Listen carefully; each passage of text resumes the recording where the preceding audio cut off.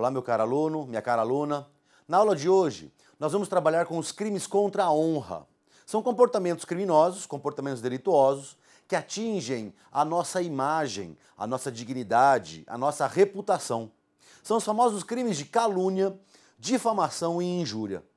Antes de tratarmos especificamente desses delitos, é muito importante que a gente consiga separar duas formas de honra. A chamada honra objetiva e a honra subjetiva, para que assim a gente possa também indicar qual das duas é atingida por cada uma das figuras delituosas. Notem, a honra objetiva é a nossa imagem perante os demais, perante o grupo social ao qual pertençamos, ou seja, a maneira como os outros nos veem. A honra objetiva é a forma de honra atingida, violada nos crimes de calúnia e difamação. Por outro lado, nós temos a honra subjetiva, que é a nossa dignidade, o nosso decoro, como nós mesmos nos vemos, nos enxergamos e nos temos. Desta forma, a honra subjetiva é a hipótese de imagem, é a forma de honra atingida pelo crime de injúria. Mais uma vez, então, calúnia e difamação ferem a honra objetiva, enquanto que a injúria fere a honra subjetiva. Vamos aos delitos. A primeira hipótese que nós temos é para o crime de calúnia, que diz, no artigo 138 do Código Penal Brasileiro, caluniar alguém, imputando-lhe falsamente fato definido como crime.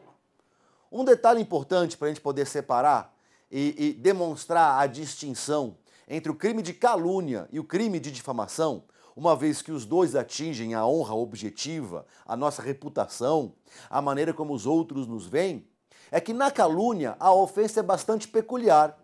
Na calúnia a ofensa é muito precisa.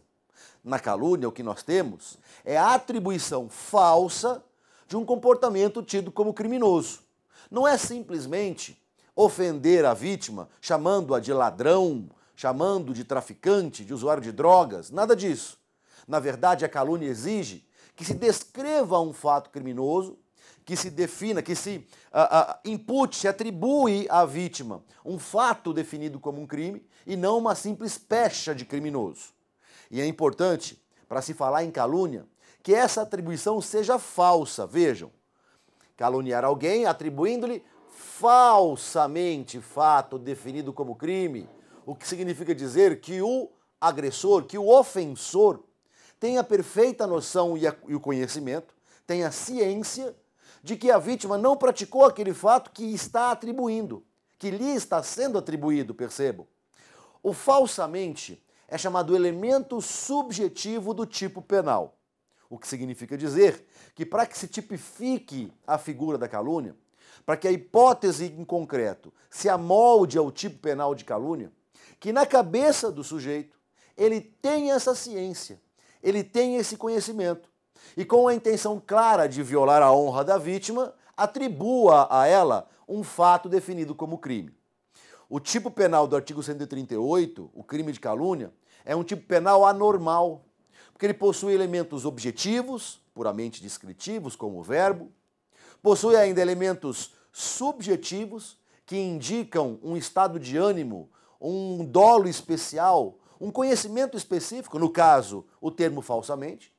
E ainda temos elementos normativos, porque percebam uma coisa, a calúnia exige a atribuição falsa de um fato definido como crime. Então notem que esses aspectos, fato definido como crime, é um elemento normativo do tipo penal de calúnia.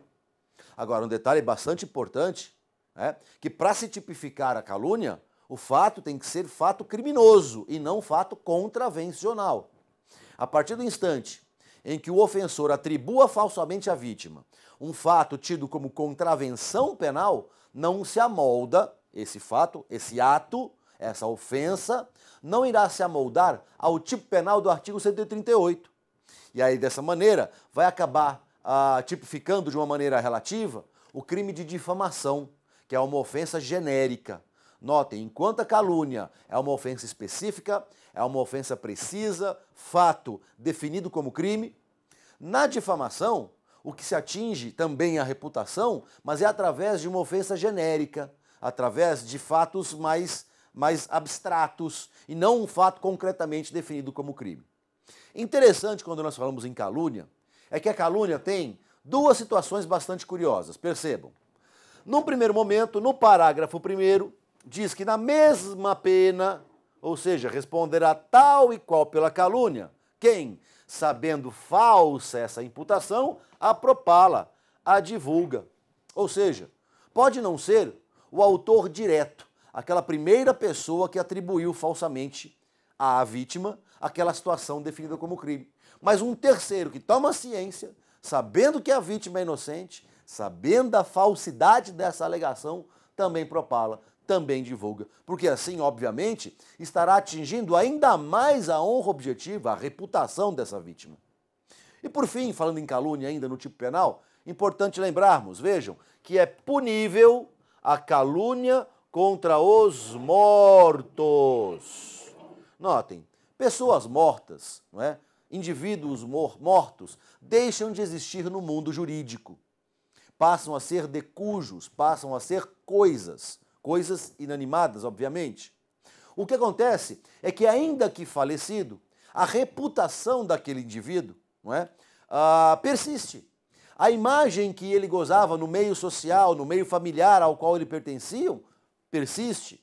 De maneira que a sua imagem pode ser atingida. A sua reputação pode ser violada. Mas nesse caso o que nós teremos é um crime vago, onde a vítima, obviamente, não será o morto. Morto não é sujeito de direitos, não tem como ser vítima em delitos. Quem será a vítima será a sua família, que tem direito de respeito aos mortos, o respeito ao bom nome, à reputação dos seus entes queridos e falecidos. Então, é punível a calúnia contra os mortos e, nesse caso, se trata de um crime vago.